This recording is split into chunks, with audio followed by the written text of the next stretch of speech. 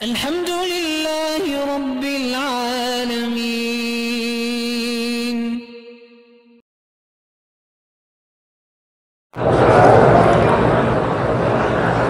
میری خالہ زاد بہن نے مجھے پیسے دیے تھے کہ میرے مرنے کے بعد کل شریف اور 10ویں اور 40ویں کرنا.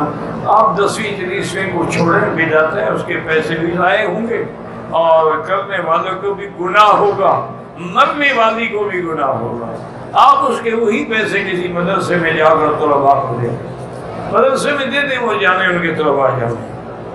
مجھے پیسے دیے تھے کہ مکے کے کبوتروں کو ڈالنا ڈال دینا، بالکل ڈالیں، لیکن ایسی جگہ ڈالیں جہاں پاؤں میں نہ آئے. لوگ سڑک پہ ڈال دیتے پھر باقی اوپر چلتے رہتے ہیں. یہ بڑی اللہ کے رزق کی توہین ہے، یہ تو ثواب کے بجائے گناہ ہوگا. لیکن مجھے آج تک یہ ہمارے پاکستانی بنگلہ دیشی انڈین بھائیوں کی عقل سمجھ نہیں آئی. ان کے بندے تو کمانے کے لیے ادھر آتے ہیں، کبوتر بھوکے ہیں.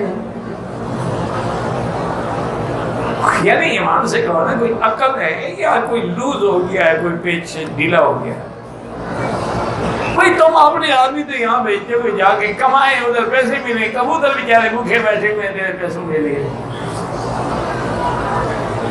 تم اپنے ملک میں کبوتروں کو ڈال دو، خیرات ہی کرنی ہے، دانا ڈالنا ہے، کسی پرندے کو ڈال دو، ضروری ہے کہ کبوتر ہو.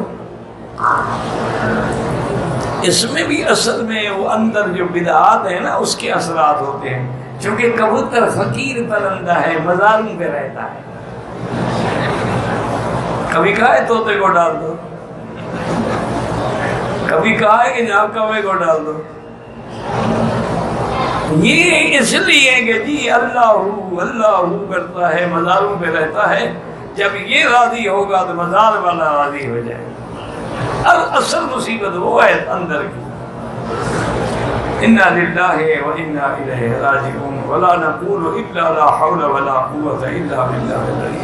اللہ ہدایت دے. پیپسی کوکا کولا پینے سے وضو شضو تو نہیں ٹوٹتے، ایمان جانے کا خطرہ ضرور ہے.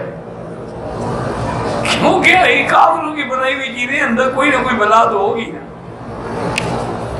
اچھا، جب تک یہ نہیں بنے تھے، ہمارے باپ دادا زندہ نہیں رہے،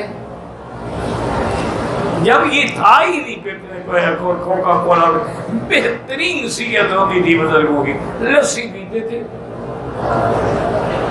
اور اس کے بعد رات کو سوتے ہوئے دودھ بھی، ایک گلاس رات کو سوتے ہوئے دودھ کا، اور صبح کو ماشاءاللہ بہترین لسی اور کچی لسی اور ساتھ مکھن کا پیڑا اور گرم روٹی. سبحان اللہ، سارا دن بھوکے نہیں رکھتے تھے.